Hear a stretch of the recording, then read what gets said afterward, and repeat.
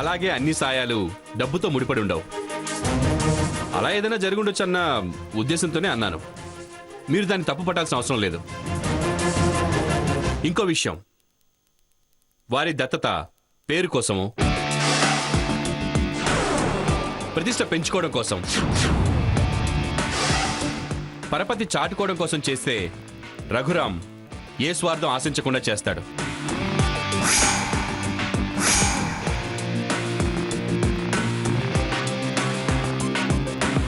నేను చెప్పేదాకా బహుశా అతని విషయం మీకెవరికీ తెలుసుండదు. దయచేసి తప్పుగా అర్థం చేసుకోకండి. మేము వెళ్ళొస్తాం.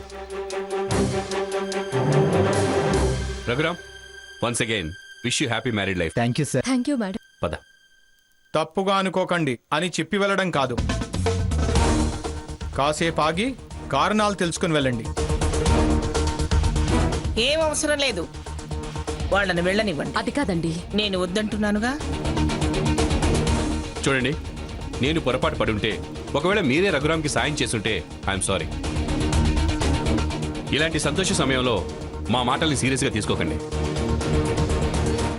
శ్యామల, పద, ఫ్లైట్ టైం అవుతుంది.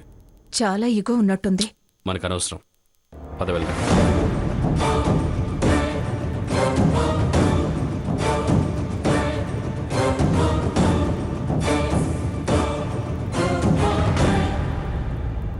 మేడం, మీరు లైట్గా తీసుకోండి. నమస్కారం పిన్ని గారు. వీళ్ళనెవరు పిలిచారు? వాళ్ళు నా వియ్యాల వారు. వాళ్ళ అమ్మాయి పెళ్లి విందుకు వాళ్ళు రాకపోతే ఎలా? అందుకే నేనే పిలిచాను. మాతో సమానంగా వాళ్ళు ఇక్కడే కూర్చోవాలా?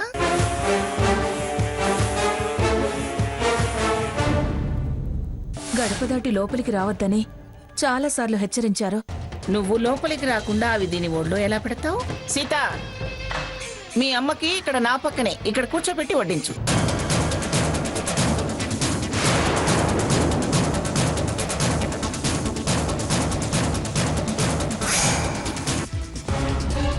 మమ్మల్ని క్షమించండి. పోవే. అక్క, వెళ్ళకపోతే చెప్పు తెగుతుంది. ఇక్కడికొచ్చిన వాళ్ళందరిలో వాళ్ళదే ప్రత్యేక స్థానం. మనకి ముఖ్య అతిథులు కూడా. ఈ చిన్న విషయాన్ని పెద్దగా పట్టించుకుంటే నలుగురిలో మీ పరువే పోతుంది.